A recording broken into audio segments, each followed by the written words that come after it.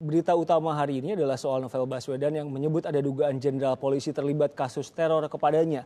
Apa dampak dari ucapan Novel terhadap keberlangsungan kasusnya? Kita bahas bersama Koordinator Komisi untuk Orang Hilang dan Korban Tindak Kekerasan atau Kontras, Yati Andriani. Mbak Yati, selamat datang di Kompas Petang. Ya. Pak Novel mengatakan ada jenderal polisi terlibat. Kontras melakukan penyelidikan, apa mengamininya atau menemukan hal yang serupa atau gimana?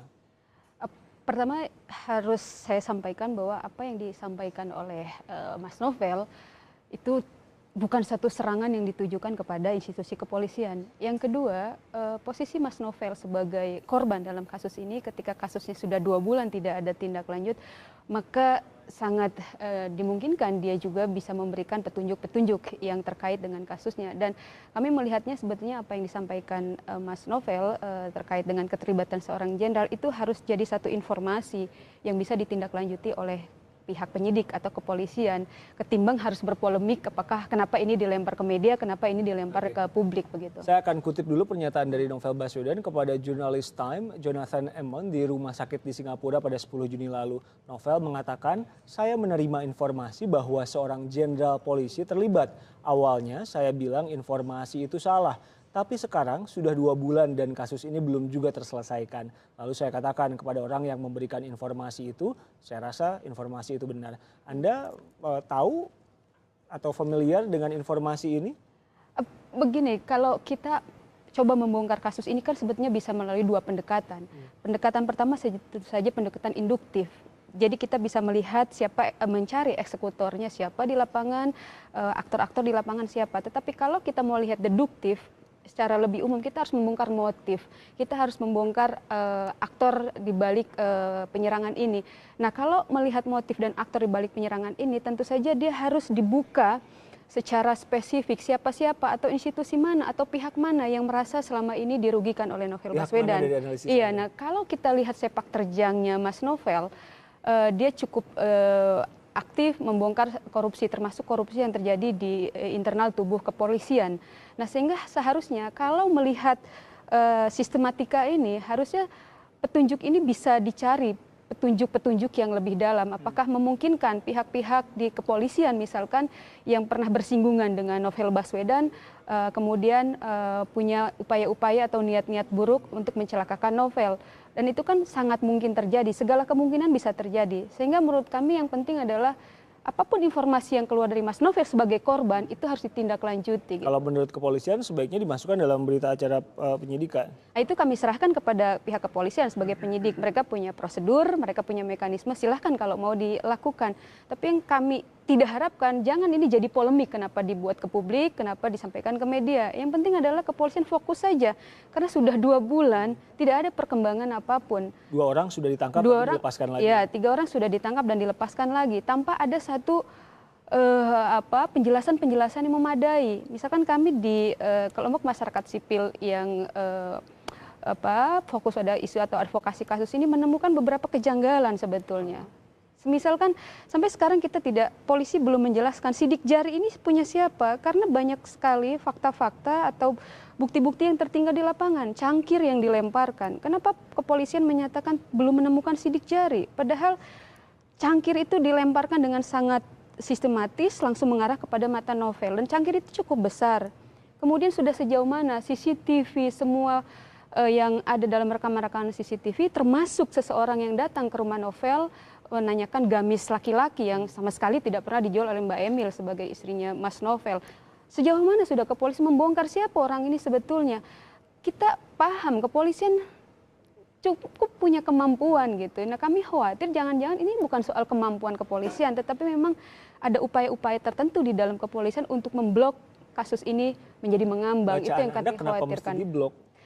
Itu tadi makanya harus dibongkar siapa-siapa saja sebetulnya dari pihak kepolisian, tentu saja secara individu ataupun personal yang memang barangkali tidak suka kepada Novel atau merasa dirugikan atas sepak terjang Mas Novel dalam membongkar korupsi di tubuh kepolisian. Dan harus diingat, banyak kasus-kasus kejahatan luar biasa seperti ini yang tidak terbongkar, itu biasanya memang dilakukan sangat sistematis dan terorganisir, dan biasanya memang melibatkan, dia bisa oknumnya, dia bisa institusinya begitu. Dalam kasus Munir contohnya, tidak bisa dibongkar sampai sekarang karena kita memang menemukan ada dugaan-dugaan institusi-institusi tertentu atau oknum-oknum dalam institusi tertentu yang terlibat. Nah, jangan sampai dalam kasus novel. Tapi kan apa yang dikatakan Pak Novel itu frontal sekali menyebut institusi yang jelas, jenderal pula. Oh iya, itu menurut saya nggak ada masalah Mas Novel bilang begitu. Hak dia sebagai korban 2 bulan menunggu perkembangan tidak ada apa-apa. Kemudian dia melempar ini, itu sebenarnya harusnya jadi petunjuk untuk ditindaklanjuti oleh kepolisian. Ketika 2 bulan tidak ada perkembangan yang signifikan seperti yang Anda katakan tadi, Anda melihat petanya gimana nih kasus? Iya, kami khawatir ini ada upaya-upaya untuk membuat kasus ini mengambang, begitu. Sehingga memang menurut kami hal-hal yang terkait dengan fakta-fakta atau petunjuk-petunjuk yang sudah ada di lapangan, menurut kami belum ditindaklanjuti secara maksimal. Termasuk soal sidik jari itu bukti yang sangat penting dan relevan. Termasuk soal siapa orang yang datang sebelum peristiwa penyiraman air keras ke rumah novel yang sangat tidak biasa dia menanyakan gamis Ini laki-laki. mengatakan level kasus ini melibatkan orang-orang yang Ya, kalau dalam temuan kontras kami menemukan memang kasus-kasus yang sulit untuk dibongkar, sulit untuk diselesaikan, biasanya memang melibatkan pihak-pihak yang terorganisir dan dilakukan secara sistematis sehingga sangat sulit untuk dibongkar. Kami mengingatkan sebetulnya kepada kepolisian, kepada penyidik, kalau memang ada petunjuk keterlibatan atau keterkaitan oknum katakan di dalam kepolisian, ya dibongkar saja, jangan sampai ini ada duri di dalam tubuh kepolisian tapi akhirnya merusak institusi kepolisian karena tidak dibongkar duri ini, tidak dicabut duri ini. Anti korupsi mengatakan perlu dibentuk tim investigasi khusus dan lain-lain. KPK juga ke kepolisian koordinasinya belum begitu intens terkait kasus ini. Anda melihatnya gimana?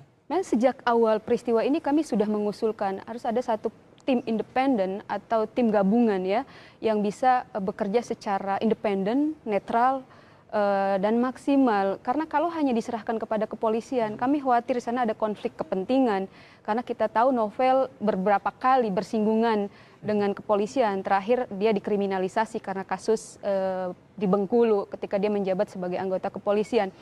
Nah, kita sudah sejak awal mengingatkan harusnya memang presiden ada di depan memimpin pengusutan kasus ini, dan ingat penyerangan terhadap novel ini sudah yang ke-6 kali. Bayangkan, ini sudah 6 kali dan harusnya penyidikan ini tidak hanya fokus pada penyiraman pada beberapa waktu lalu, tapi dia harus dibongkar secara sistematis sejak awal apa yang terjadi terhadap novel. Yang kedua, ini penyerangan terhadap KPK, bukan hanya novel secara individu. Presiden kan sudah mengatakan berdiri di belakang KPK walaupun konteksnya bukan spesifik soal ini. Iya, itu juga yang kami pertanyakan, berdiri di belakang KPK tetapi diam ketika ada kasus yang sudah 2 bulan tidak diselesaikan. Dan Presiden harap mengerti ini bukan novel individu. Novel adalah presentasi publik, orang yang memberantas korupsi, dan rakyat di negara ini menunggu dengan sama korupsi itu harus dihentikan. Nah, harusnya Presiden ambil sikap, bentuk tim supaya kepolisian juga bisa bekerja dengan maksimal. Kalau dari data kontras, hal yang terjadi pada Novel Baswedan ini marak kepada penyidik KPK atau gimana? Bagaimana? Serangan kepada penyidik KPK itu bukan sekali ini saja terjadi, Bukan sekali di luar ini saja. novel ya? Di luar novel pun juga ada upaya-upaya penyerangan terhadap penyidik KPK. Tapi saya rasa ini biar KPK yang bicara ke publik kalau terkait ini. Dan untuk novel sendiri ini sudah yang ke-6 kali, bayangkan begitu. Dan kita sampai hari ini tidak melihat juga upaya yang maksimal dari KPK untuk juga mengambil tindakan-tindakan yang urgent, yang darurat, baik untuk kasus novel maupun untuk perlindungan para penyidiknya. Harusnya KPK juga menggunakan kewenangannya, menggunakan obstruction of justice. Jadi tindak pidana penghalang-halangan atau menghalang-halangi upaya pemberantasan korupsi. Dan dalam kasus novel, harusnya ini bisa digunakan oleh KPK. Dan KPK tidak hanya menunggu pihak kepolisian, ini bisa dilakukan secara paralel. Ini yang kami tunggu juga dari KPK. Mbak Yati Andriani, Koordinator Kontras, terima kasih berbagi informasi di Kompas.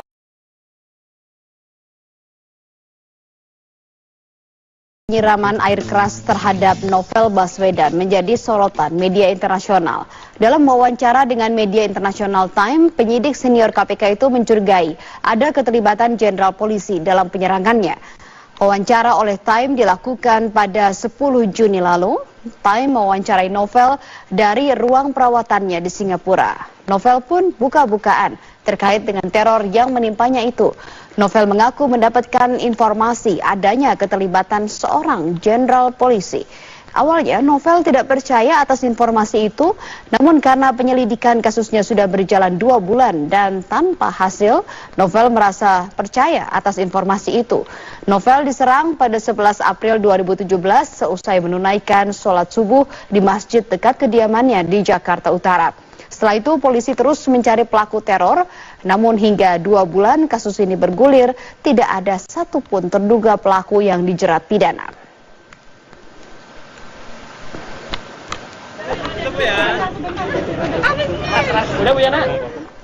Baswedan yang disampaikan dalam wawancara dengan Media Time dianggap polisi tidak bernilai hukum. Karena itu polisi berharap segala informasi yang dimiliki Novel dapat dituangkan ke dalam berita acara pemeriksaan. Penyidik senior KPK Novel Baswedan membeberkan bahwa ia mendapat informasi ada keterlibatan Jenderal Polisi di petinggi Polri yang terlibat dalam kasusnya. Mabes Polri mengaku belum mendapat informasi akan hal itu. Namun Kabagpenum Divhumas Polri Kombes Pol Martinus Sitompul berharap agar informasi-informasi penting yang dimiliki Novel dapat disampaikan ke penyidik. Silakan percayakan kepada penyidik Polri, dalam hal ini Polda Metro Jaya, untuk mengungkap ini.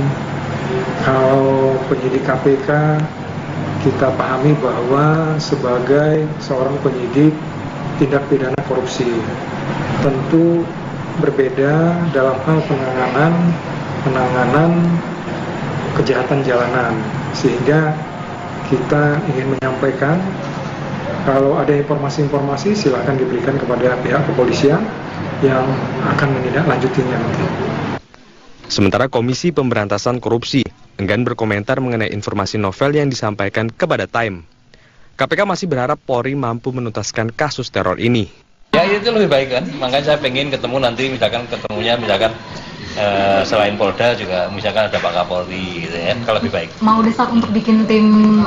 Belum. Kita bicara sama Polri dulu lah ya. Tapi Polri sudah ada informasi dari Polri belum Pak terkait dengan perkembangan kasus Pak Novel? Kita belum mengundang lagi dan kita jadwalkan memang secara periodik akan kita bicarakan ya.